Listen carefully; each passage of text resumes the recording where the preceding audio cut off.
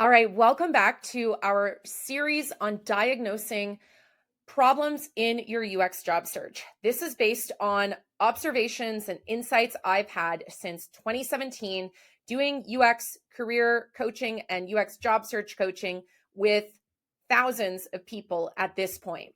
And if you have not listened to the first episode in this series, then you're going to want to check the show notes and listen to the first one in this series, which is all about this common problem of identity fog in your career and job search. Very important. And I really encourage you to listen to these in that order. So check the show notes for a link to that identity fog episode.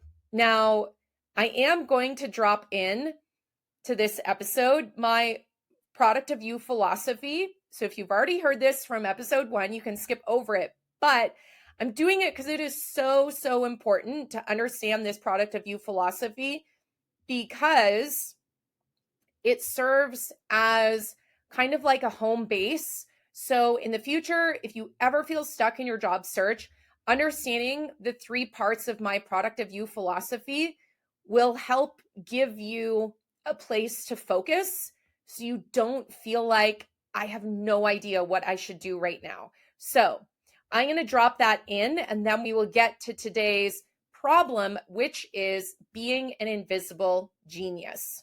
I want to share a little bit more about my philosophy as to how I think candidates in any industry, but especially the industry of user experience, should think about themselves in their job search and their career. And if you've been listening to my podcast for a while or following me for years, you know that I have this philosophy called the product of you.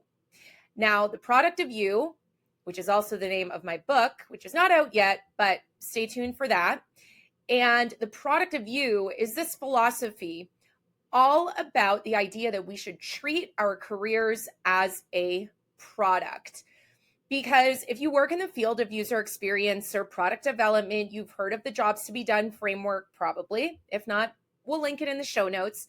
But essentially, it's the idea that people who are looking for and buying products need it to do a job for them in their life, in their job, in their house, whatever, right? And in the same way, companies are hiring you to do a job for them.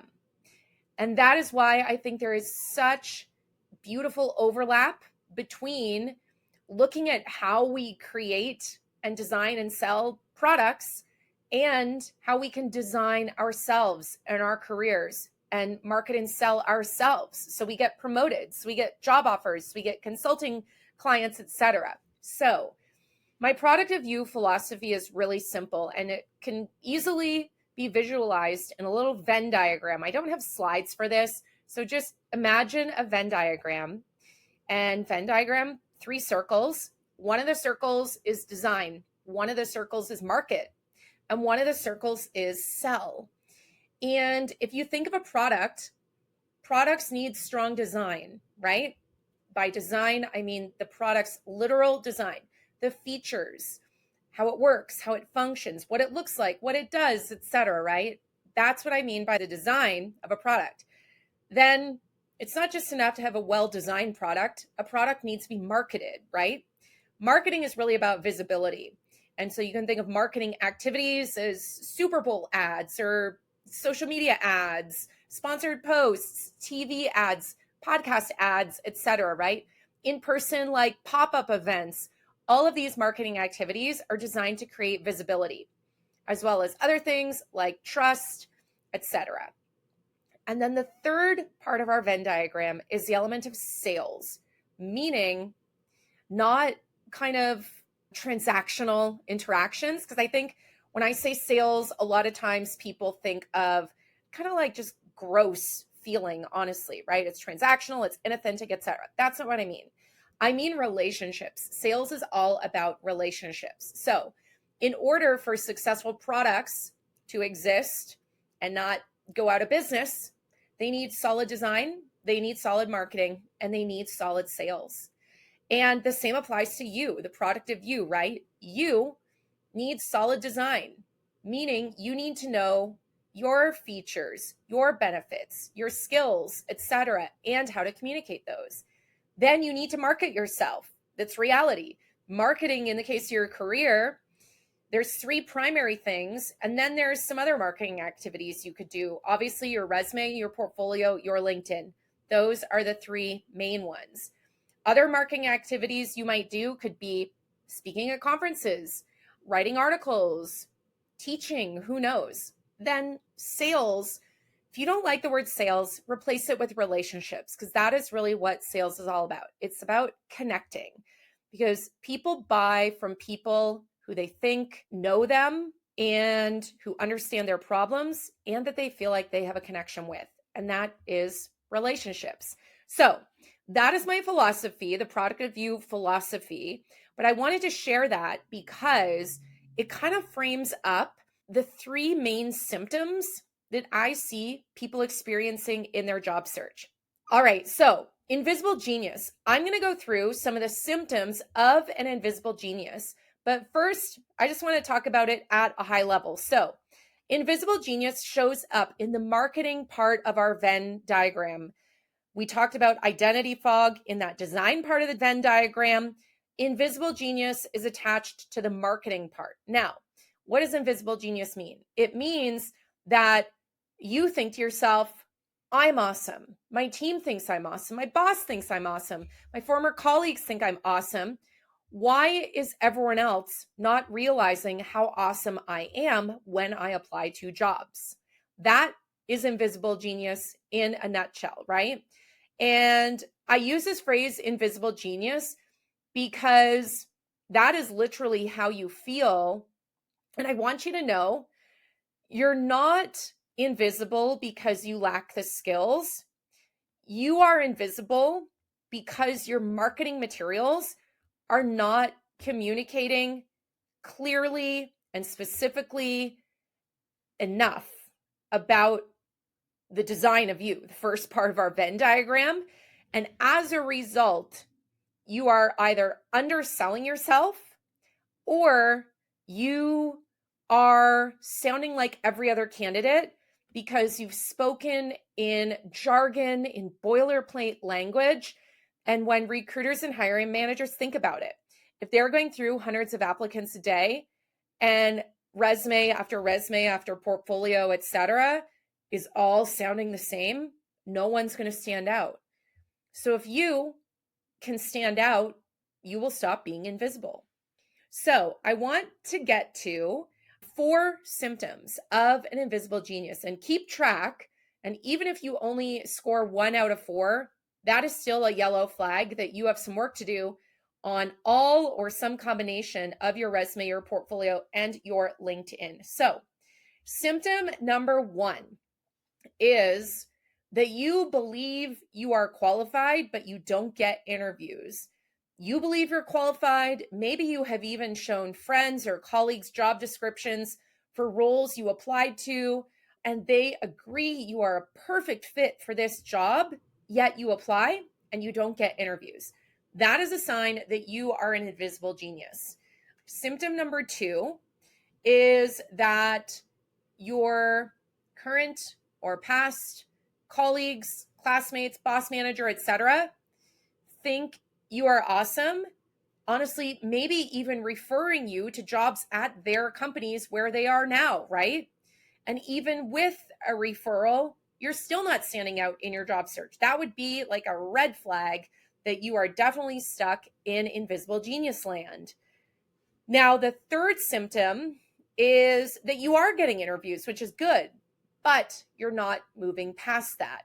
So that is a sign that you are communicating enough to that recruiter who's kind of doing the first pass of vetting candidates, but you're not moving on, which is probably because you have not communicated the depth and the details that the hiring manager wants to see. And that's how you end up being an invisible genius, even though you're getting interviews, but you're not moving on. And then the fourth symptom of an invisible genius is really that you're seeing other people get hired and you think to yourself, wait a sec, I've worked with them before. I'm actually more qualified than them. How did they get that job, right? And you're kind of having this like FOMO or a bit of jealousy or just honestly confusion. Like, how did that person get hired? I've worked with them and I know I'm better than them. So how did, maybe you both even applied to the same job? That is definitely a sign that you are in invisible genius mode. And so, how do we get out of invisible genius mode? How do we make sure that our resume and our portfolio and our LinkedIn, those three things, let's just only focus on those three. How do we make sure that they are making us visible? So, I don't want this to turn into like a 3-hour episode here, but the high level tips that I would have for you are that number one, you need to go back to the design of you, that first part of our Venn diagram, and get really clear on the specifics of who you are, what you do, what makes you unique, what differentiates you from other candidates. And after you make a list of all those things, you need to go look at your about me on your LinkedIn, your resume, your portfolio, the case studies in your portfolio, the bullets on your resume, and honestly ask yourself, does my resume communicate everything that I wrote down in terms of the design of me, your skills, your strengths, your differentiators, etc.? Because what I find is a lot of candidates have very strong skills, but then their case studies in their portfolio, for example, they just kind of scratch the surface. Like if you are a user researcher and you make a list of everything that you're great at and skills and strengths and experience and everything, and let's say you're really good at both quantitative and qualitative research, specifically in healthcare and finance. Just imagine that, right? But then in your portfolio, the case studies that you put in there are potentially not showing both quantitative and qualitative research, and or are just kind of reading like recipes or instructions of what you did versus walking me through why you did that research to begin with. What did you want to learn as a result of doing that research? Why did you choose that research method over another research method? Why did you decide to focus on interviewing these types of people versus those types of people? What did you learn from the interviews? Did you use any specific software, etc., right? And then what did you learn? What were the insights? How did those insights get applied to the broader project if the project was large enough, to cover that? That is what will help you stop being invisible. But you stay invisible when your case studies kind of read like instructions, like first we did research, then I did a survey, then I created personas to, help communicate details about the users, then I did an affinity map. Like that's not what people want to hear. People don't want to hear just what you did, like an inventory of tasks. They want to hear how you think, why you did certain things, etc. They want to get inside your head as though they're hearing what was going on as you were working on the projects. That's what they want. And that is how you can stop being invisible and instead become an in-demand candidate, because you're no longer selling yourself short in your resume, portfolio, LinkedIn. The other thing I will say, and this will be it, is that you need your resume, portfolio, and LinkedIn to all communicate the same message. There is this phrase I heard years ago, and it goes like this: when you confuse, you lose. Meaning, if we confuse a recruiter or hiring manager, you have lost to them. They are on to the next candidate. So we don't want to confuse them if they look at our resume and they start to like form an impression about us, and then they look at our portfolio and it does not match the impression that they had when they looked at your resume, for example, right? That's bad. We've confused them and now we've lost them. So that is the other mistake I see that keeps people being invisible. When all three core career materials, resume, portfolio, LinkedIn, are not telling the same story. So I'm curious, if you want to share your score with me, reach out to me on LinkedIn. I will link my LinkedIn in the comments below, but I'd really be curious to hear your score. Did you score 4 out of 4, 1 out of 4? Let me know. This is going to give you some clues as to where you may be stuck in the job search. And in our last episode in this series, we are going to talk about the sell part of our Venn diagram, also known as relationships, if you don't like the S word of sell. But I would give you a preview. The common reason that people get stuck is what I refer to as stranger syndrome. And I will tell you all about that and the symptoms to know if you are stuck in stranger syndrome in the next episode. As a reminder, these aren't going to be consecutive, so just check the show notes or just scroll through and it should be pretty obvious how all these 3 episodes connect together.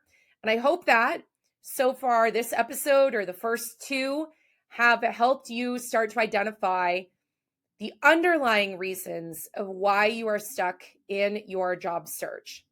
Because I think a lot of you are so fixated on stuff like, should my resume be 1 page or 2 pages? Should my portfolio be a website or a PDF? Should I, play the numbers game or not play the numbers game? Like, you're focused on all this other stuff and it is distracting you from some of these like underlying problems that are going to make a bigger impact if you focus on these underlying problems. So that is all for today. I will see you in the next and last episode of this series. And don't be a stranger. If you want to reach out to me on LinkedIn, I love chatting over the direct messages on LinkedIn. So feel free to send me a message and tell me your score. And I will talk to you in the next episode. See you later.